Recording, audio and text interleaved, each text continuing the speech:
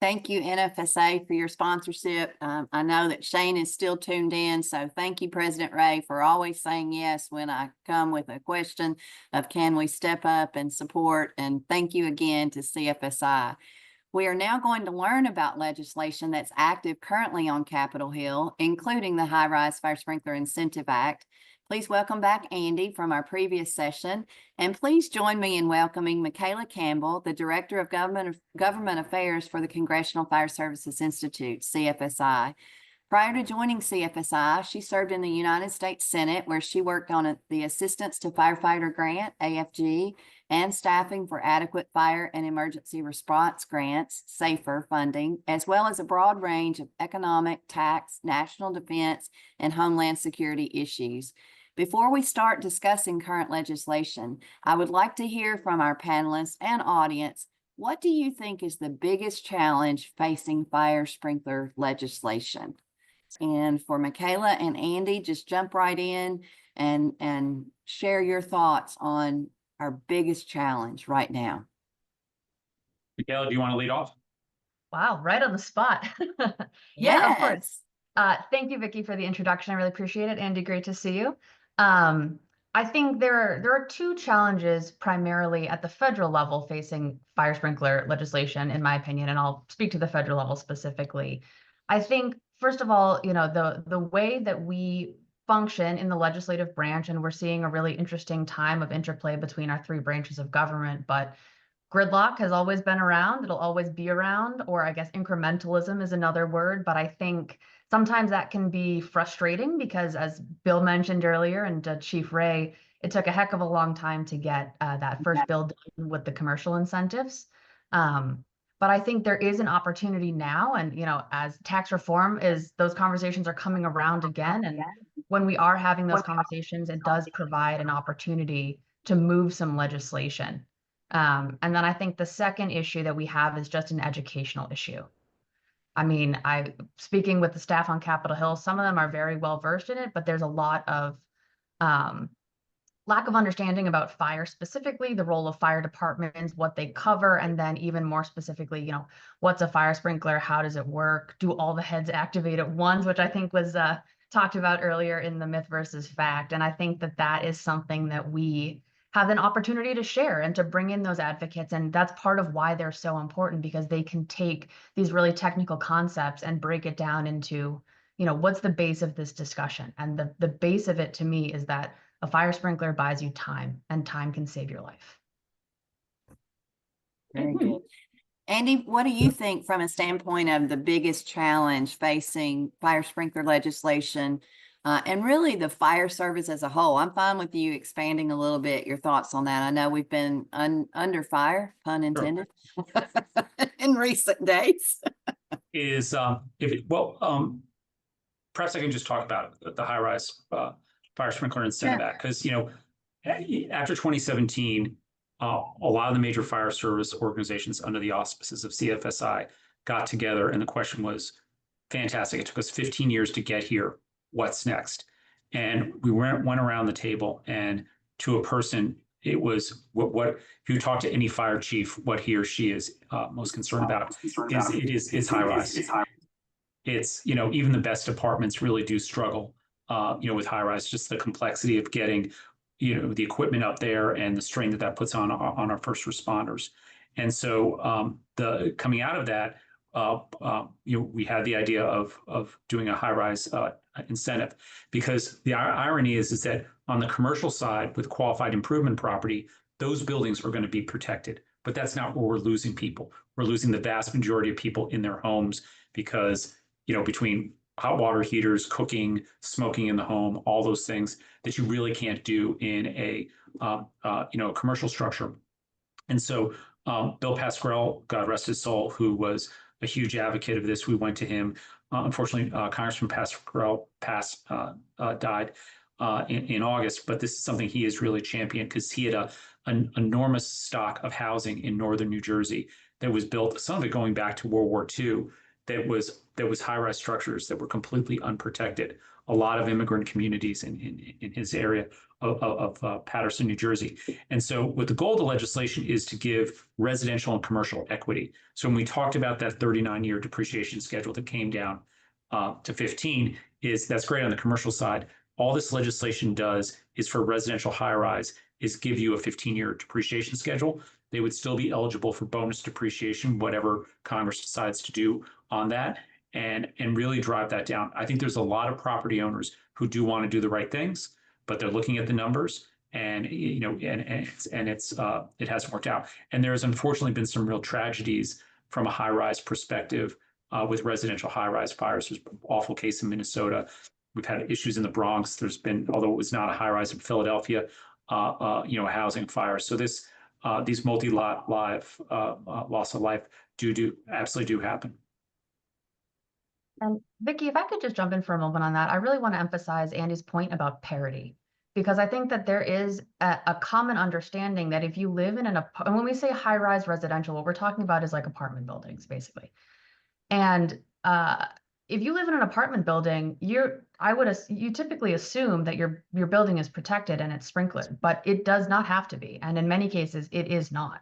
If you look up and you don't see fire sprinklers in your ceiling, I mean, you should definitely talk to your building, because you may not have them. That's not an expectation that you can make at this point in time. But on the commercial side, there is more opportunity to provide funding for retrofits to protect commercial buildings. And I think we could all agree that we probably want that same level of safety in our homes as well.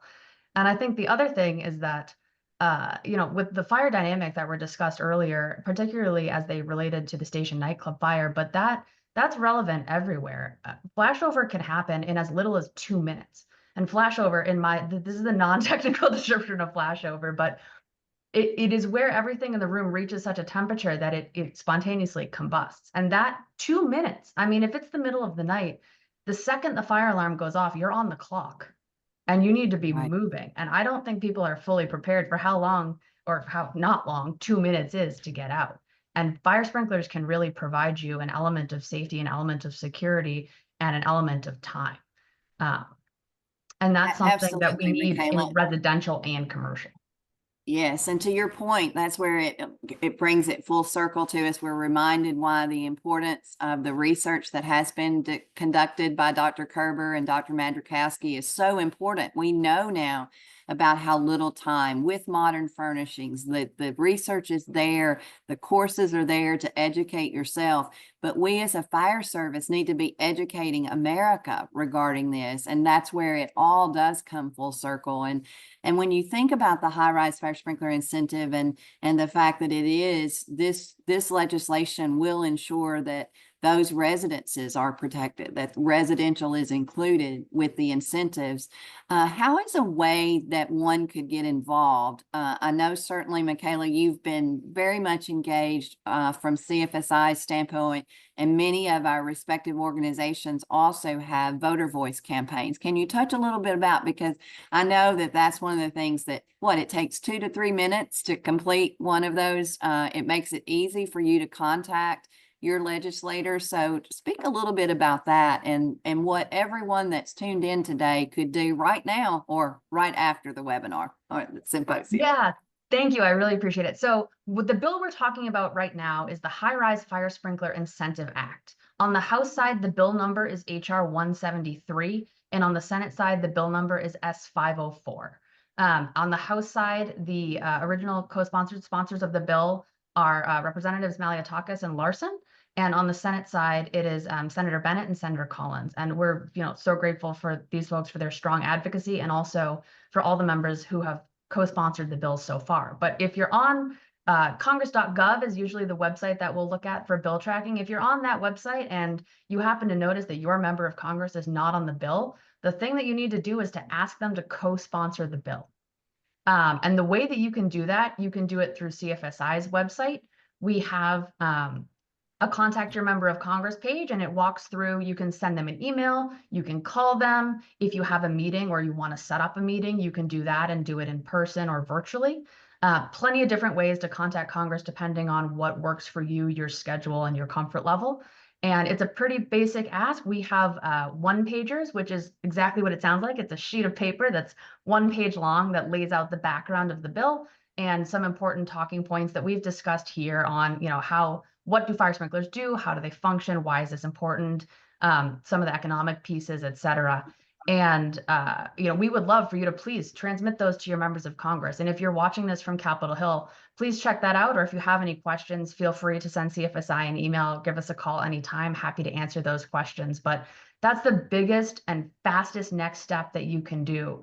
And I know NFSA has a voter voice as well. What that means is it's a website that's on the NFSA website, and you go in and you put in your information, and it'll basically help you send a message over to Congress that's has some It makes it information so pre-filled. easy. Yeah, so you don't have to Yes, worry about if yes. you're saying the right thing or doing the right thing. You can just Right. hit send and pass that communication along. But these are very simple ways. They really don't take a lot of time. I mean, a phone call, 30 seconds, an email, maybe 2 minutes. But it's important because, so I used to work for the Senate, and thanks, Vickie, for that introduction. And, if you are working for a member of Congress, you want to hear from the people in your state and your district on why this is important, and that knowing that it matters to them makes it a lot easier as a member to say, I'm doing this for my constituents. And the only way they can know who wants it is to hear from you. So please, if you have That's so 2 true. minutes, it really, and people will say, does it matter? It does matter. I mean, we used to keep tallies, but certainly if you're hearing from folks on the issue, you're going to know this is something that at least this group of people cares about, and it's something I want to keep an eye on as a staffer. Yes, thank you, Michaela. And at NFSA, that's nfsa.org/advocacy takes you straight to that voter voice campaign, just as a point of information.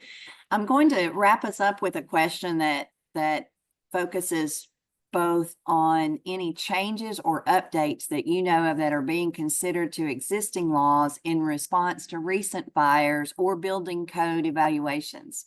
Andy, Michaela, anything that you've heard or are hearing that are coming for existing laws because of recent fires?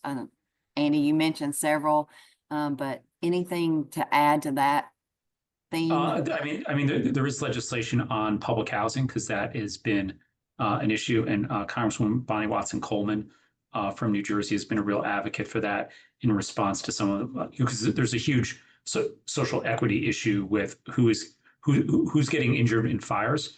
It's disproportionately minority groups, the elderly, the very young, and in particular with public housing. And so we've worked very, very hard to have money set aside within the Public Housing Improvement Fund, which is, a large pot of money that public housing authorities can apply to do capital projects to make sure that fire sprinklers are installed.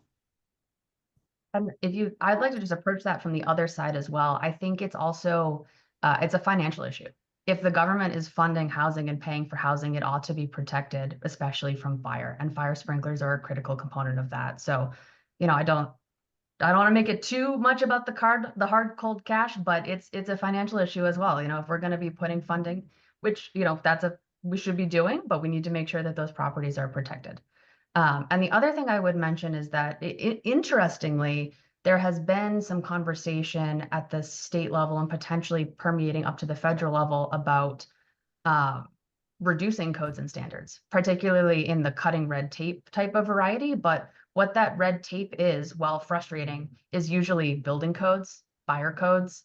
And I think that that's just something that we should all keep in mind as we're having these conversations is, yes, regulation takes time and it can be complicated, and it has its joys and its challenges, but also we need to make sure that as a society, where we're moving forward in terms of caring for our populations and caring for our infrastructure is such that we're finding that balance between making sure we can get what we need on the infrastructure side, but making sure that it's safe so that it will be resilient and not unnecessarily taking lives. Very well said.